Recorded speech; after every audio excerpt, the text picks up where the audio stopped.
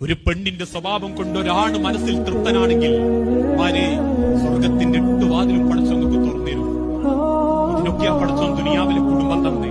അല്ലാതെ കുറെ തിന്ന് ജീവിക്കുക, നേരം വെളുക്കുക, ഓൾ അടുക്കളയിൽ നിന്ന് അധ്വാനിക്കുക, നമ്മളിങ്ങനെ തിന്നുപോവുക, അല്ലെ നമ്മളിങ്ങനെ അധ്വാനിക്കുക, ഓളങ്ങനെ കുറെ അടുക്കളയിൽ നിന്ന് ഉണ്ടാക്കുക, പിന്നെ മക്കൾ നോക്കുക, ആർക്കും ഒരു ഉപകാരവും ഇല്ലാണ്ട് മാസത്തിൽ ഒരിക്കൽ പോലും തമ്മത്തൊടാണ്ട് കിടന്നുറങ്ങുക, അതിന്റെ അടുത്ത് കുറെ സൂക്കേട് വരിക, കുറെ കുളി കുടിക്കുക, അങ്ങനെ അങ്ങ് മരിച്ചു പോവുക.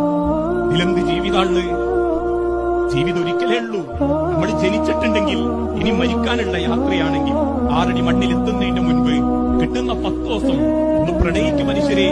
85 വയസ്സുള്ള ഒരു വൃദ്ധന് ഭക്ഷണം കോരിക്കൊടുക്കുന്നത് 80 വയസ്സുള്ള ഭാര്യ. ആയുസ്സുള്ള കാലത്ത് നല്ലോണം നോക്കിയ, ആയുസ്സില്ലാത്ത കാലത്ത് പടച്ചോൻ നമുക്കൊരു സംരക്ഷണം തരും ഏതെങ്കിലും വഴിക്ക്. ആയുസ്സുള്ള കാലത്ത് മുതലും ആഗ്രഹിച്ച് പരക്കം പാഞ്ഞ് തമ്പത്തല്ലി ജീവിച്ച അവസാന കാലത്തൊരാൾക്ക് വെള്ളം ഏത് കൈമന്ന് കിട്ടുന്ന ആലോചിച്ച് കിടക്കേണ്ട ഗതികേട് നമുക്ക് വരാതിരിക്കാൻ പരസ്പരം സ്നേഹിക്കുക. നാളെ മരിച്ചു വന്ന പെണ്ണിന്റെ മുഖത്തോക്കി പറയാൻ പറ്റണം, എന്നെ പറ്റി ഒരു പരാതി ഒക്കെ പറയാനില്ലാന്ന്. നാട്ടുകാർ മൊത്തം എന്നെ കുറ്റം പറഞ്ഞാലും എന്റെ ഓക്കിനെ പറ്റി പരാതി പറയാനില്ലാന്ന്. അതോളെപ്പറ്റി അവനും അവനെപ്പറ്റി അവളും പറഞ്ഞ ഓന്റെ നിസ്കാരത്തിനാവല, ഓന്റെ നോമ്പിനാവല, ഓന്റെ ചിഹ്നത്തിനാവല, ഓളൊടുത്ത പർദ്ദക്കാവല, ഓള് പഠിച്ച ഖുർആനാവല. ആ തിരിച്ചറിവിനാകട്ടെ ഈ ഒരു സംസാരം എന്ന് ഓർമ്മപ്പെടുത്തി വസല്ലല്ലാഹു അലാ നബീന.